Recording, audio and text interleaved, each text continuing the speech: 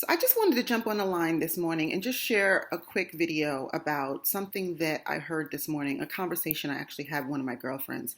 She shared a post with me in which Tiffany Haddish, apparently after the Oscars, had went up to Jada and told her that she needs to basically reward Will for what he did, for protecting her, for standing up for her. Now, she used some other, creative words, which I won't repeat, but basically saying, he did a good thing and, you need to acknowledge that and give him his flowers. So this started a whole conversation in which, like I said in my previous video about what happened between Chris Rock and Will Smith, there are two camps. There's the, Will, you're completely out of line. What the hell were you thinking? You owe this man an apology. And then there's the, well, he was protecting his woman and Chris never should have made that joke and blah, blah, blah. But I think it lends to a bigger conversation, and I think that there's a reason why we're seeing these two camps. And from the perspective of a Black woman, I'm hearing a lot of, it's about time, and there's the, we've all heard the movement of Protect Black Women. And as a Black woman, I'm all on board. We need, our protection is overdue in a lot of ways. But I think there is a confusion about what Will did and what protecting a Black woman looks like. But I'm also want to unpack this a little bit and talk about the nuance of this, because there's a PTSD. And all cultures have it. Most cultures have it, where a culture has been mistreated, and I'm going to speak about the perspective of my culture. We all know the story of slavery. We all know of, the story of Jim Crow and, up until, all the incidents we've seen last year, the George Floyd incident. I mean, we know this is a real thing, right? And we're seeing that there's a shift. It's a collective experience, and I also think that there are individual experiences here, and Black women have an individual experience under the same umbrella. And I think this is what lends to this whole concept of protection. We, in a lot of ways, have not felt protected. I mean, there are multiple incidents, be it being abused, not being protected from abuse. I mean, I have a lot of friends, more friends than I even thought of, lot more friends than I even knew had been sexually abused by an uncle, family member, or whomever. And then on top of that, they didn't feel protected or feel safe within their own home. I mean, they shared it with their family and friends, and it was disregarded. And that's just another layer of not feeling protected. And so there is that piece of it. Then there are the women who've actually suffered abuse at the hands of their partners. We've seen all the stories. The quintessential story is the Tina and Ike story. We watched the story with Dr. Dre and Miss Shaleha. He abused her. There's that physical abuse, and then there's the mental abuse. There's the Wendy Williams and Kevin Hunter story. There's the Mary J. Blige and Ken Du story. There's the Beyonce and Jay-Z, even on some level, of him mistreating her or cheating on her. So then there's that level of abuse. And then you have another level, which is that passive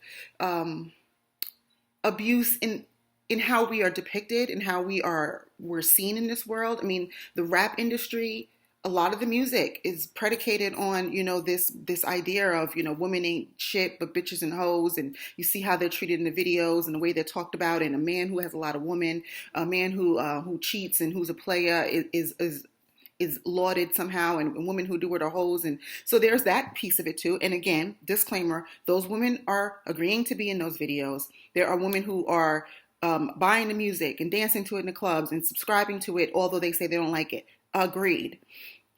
So then there's that layer. Then you have this layer of not feeling protected, in that there are this faction of Black men who don't want to deal with a Black woman, who won't date them, who won't marry them, who feel like they need to be with a mixed race woman or a white woman or anybody who's not Black. And there's the PTSD around that, about Black women not feeling chosen, not feeling loved by their own people.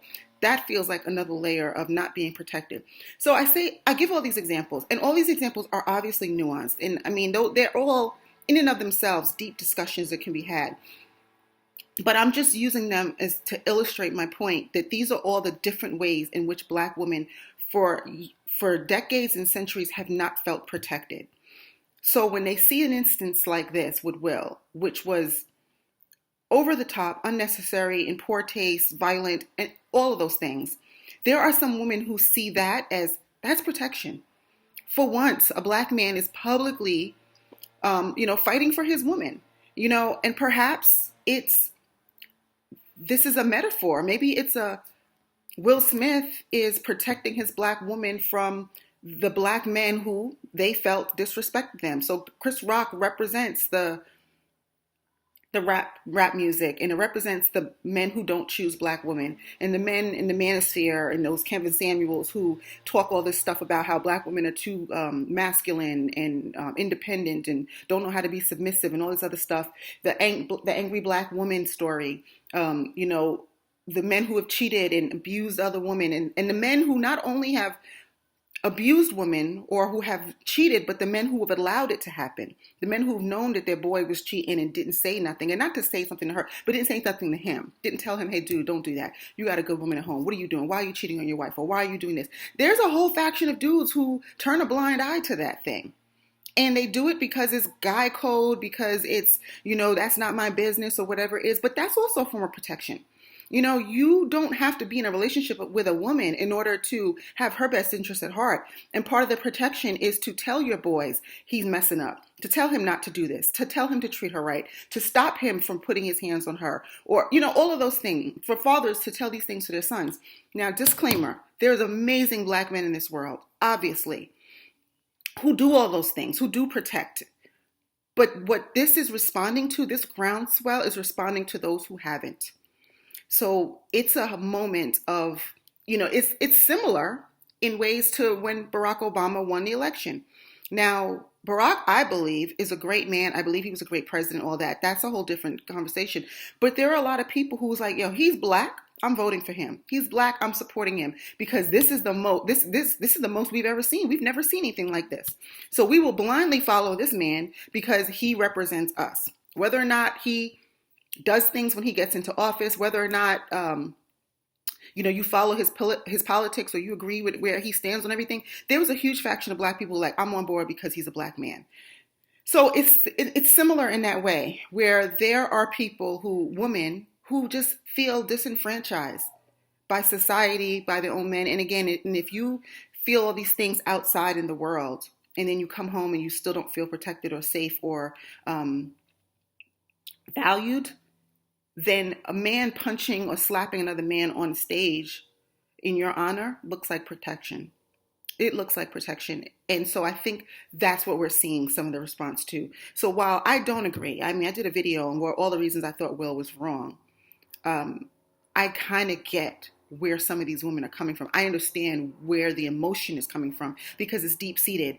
And anybody know that it's never about the thing. And that's why I titled my last video, it's not about the joke. It was not about the joke about Jada's hair.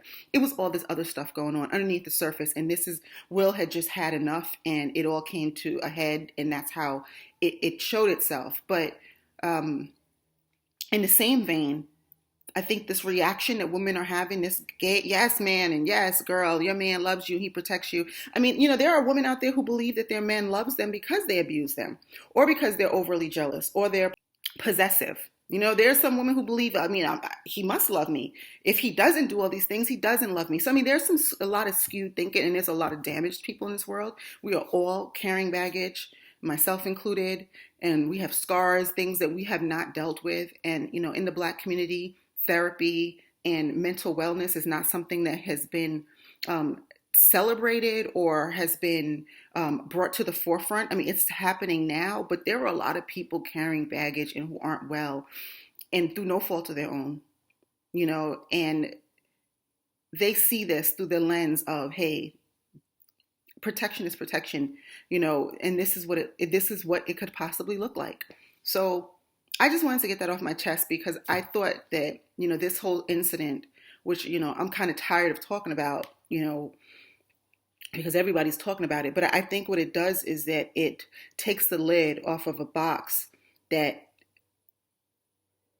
holds a lot of issues and stuff that we need to talk about that I think we're not talking about, that we need to unpack. And I think that this reaction we're seeing is one of those things. So let me know what you think. Again, this is just off the cuff, no makeup, on my way out the door video that I just felt like I had to talk about because it was something that was on my mind. Let me know what you think, and let's talk about it in the comments. Thanks. Bye.